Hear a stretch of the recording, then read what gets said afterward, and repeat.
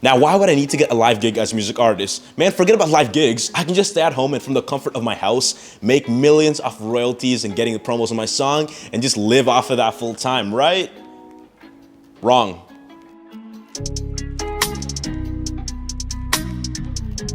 It really isn't that simple.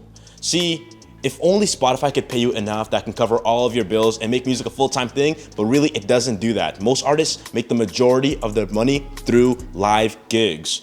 Not just smaller artists, even big-time artists, the same thing. Now the question is, where does that put you? Clearly, you gotta be on the side of getting gigs, and it's very competitive, so in this video, I'm gonna show you 4 easy steps on how you can get live gigs as a music artist to try to make music your full-time thing. I'm Jabari here from Boost Collective, and let's go right into it. Don't expect to get Drake-level numbers. 20,000 fans in a stage is probably not gonna happen to you anytime soon. In fact, do you even have 20,000 fans? It's better to start small and build and build and build and build. You know what they say, high risk equals high return. So of course, in those big gigs, you're gonna be getting a lot of money, a lot of press, and a lot of exposure.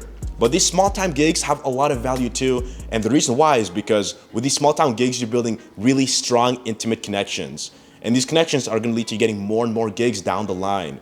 I mean, these big places, very competitive. Every artist in the city, every artist in the neighboring 3 cities as well are all competing for these same acts. Now, what are the chances you as independent artists are gonna stand out among them?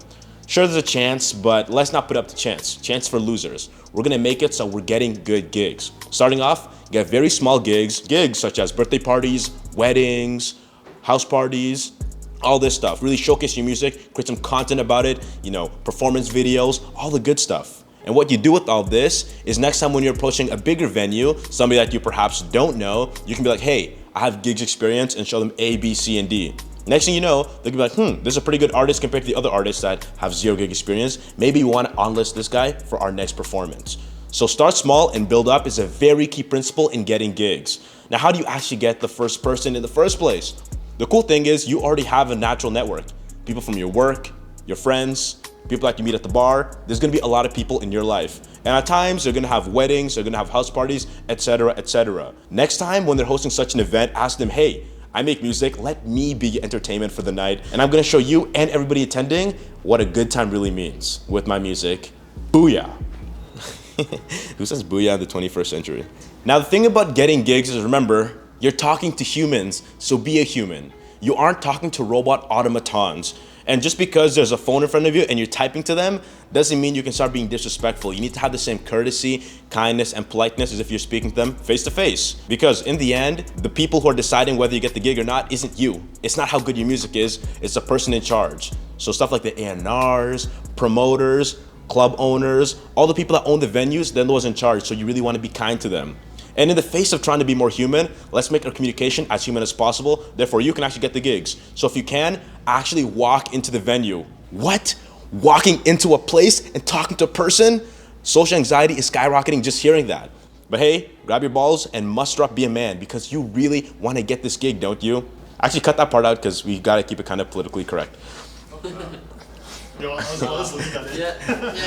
If you can't get face-to-face, sadly, because the owner's busy or you can't find the right person, the very next step is try to get their emails. How am I gonna get the emails? The cool thing is almost every single venue has a website. And at the bottom, scroll and you're gonna see the contacts. With the contacts, you're gonna have their emails. And from there, I want you to do this. Here's some homework.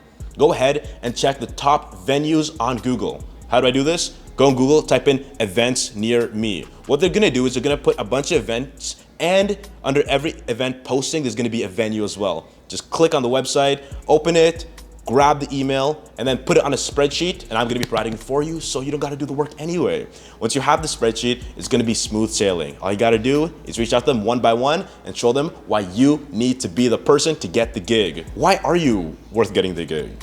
That's a very good question that you gotta ask yourself, because not every artist is deserving a gig. I mean, sure, some people have it in them, in their blood to get a gig, but they don't know that just yet. So you gotta show them what's in their best interest, not yours. The problem with artists is a lot of them, they are just gimme, gimme, I want this, I want that. But this isn't a gimme, gimme world, because if it wasn't, I'd be a billionaire by now. And I'm not broke, but I'm definitely ain't no Jeff Bezos. The whole point I'm trying to say is show them what you can give to them first. We call this a value proposition. Now, as a music artist, you may have different kinds of value propositions. Maybe you have 3,000 followers on Instagram and they're all from the local town. Maybe you have a tight network of people that you know are gonna show up for sure. When you're reaching out to these venues, show them that you're going to get a bunch of tickets sold because that's their bottom line. If you can do that, then you're sold. Also, if you can be able to promote their venue as well and promote the event and also personally buy the ticket for yourself, you're going the extra mile. You're not being selfish, you're showing them why you deserve it. And hey, in this world, you only ever get what you deserve. I knew a kid named Ferguson.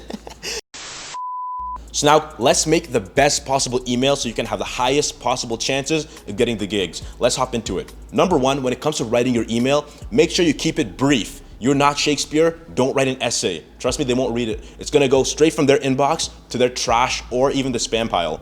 So make sure you keep it short and sweet. And actually, the elements you put inside the emails are gonna be things such as, hello, my name is blank. I make music, blank. I notice you're having blank show coming up, and I would like to help you sell blank amount of tickets because I have a blank amount of following. Let me perform and rock the show, and here is other examples of shows I've rocked. You don't need to say rock the show if you aren't a rock artist. You can say, I'm gonna just kill it and sell the tickets, which is what they care about. Put that in your email, and then send it. And if you can, also include your EPK.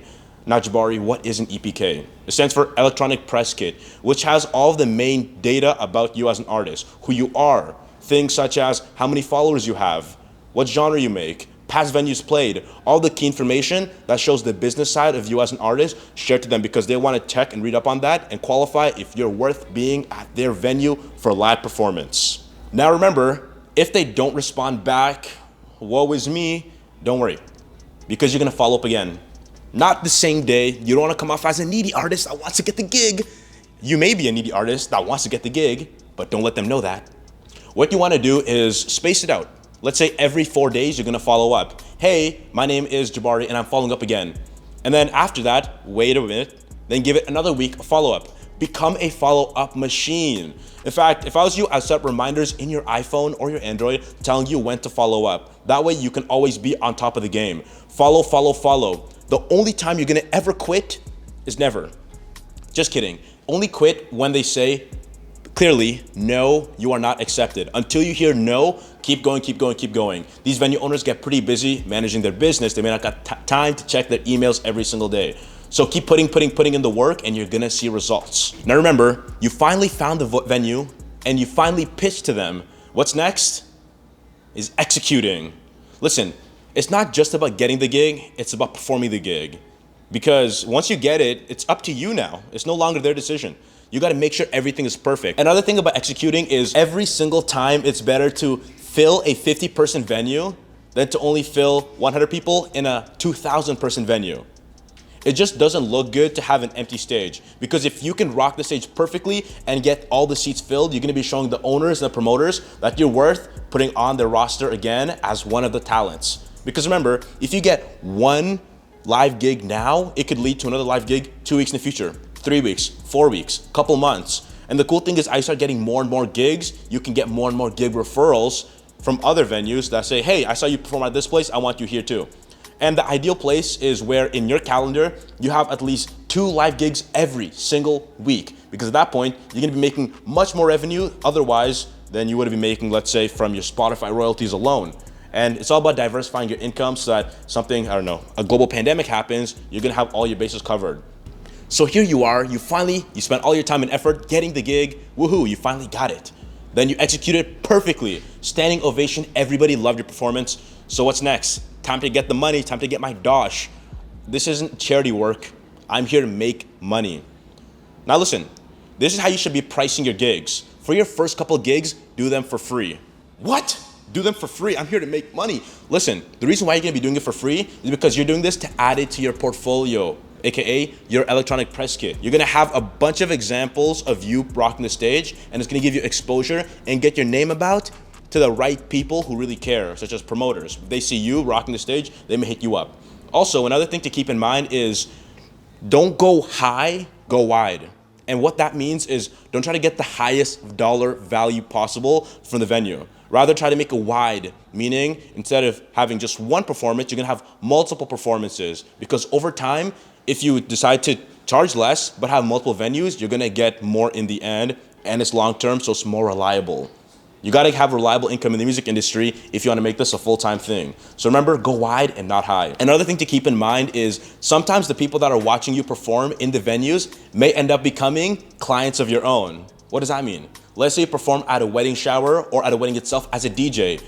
Guess what? Brides, their guests and friends are probably gonna be brides as well, meaning in the next year or two, they're also gonna need another DJ. Now you know what I'm trying to say? It could lead to you handing out your business cards or handing out your social media, and then the actual people that are watching you end up becoming your clients. It's an amazing thing. So it's all about relationships, and make sure you keep it perfect. Talking about relationships, we also have another video about how to network properly in the music industry, which also goes for something like getting gigs. So networking is super important. Check that out at the end of the video. But the video isn't over yet. The most important aspect I'm gonna tell you when it comes to getting live gigs is persistence. And hey, I don't want to be one of those guys that keep telling you a motivational quote without any actual real base value in it, but it's true. It's all about persistence. The one who gets the gig isn't the one who had the best music or the best following. It's the one who kept going at it, stayed respectful, and stayed true to the vision and didn't get caught up in the other stuff. So please, I'm telling you, if you really want this, right now, places are all closed. This is 2020. It hasn't been a great year for gigs. But coming forward, you gotta prepare and be ready, because the place is gonna be open and ready for business to come in. They go and attract as much people as possible. That's your opportunity to get these live gigs. So if you're ready, I'm ready. Let's get it, and I thank you for watching. Check out these next two videos. That's gonna help you both on networking and getting your music out there for free. You heard me, for free, how to market your music. Check those out because I know it's gonna be a lot of value for you. Anyways, see you next time. All right, guys, we're finished.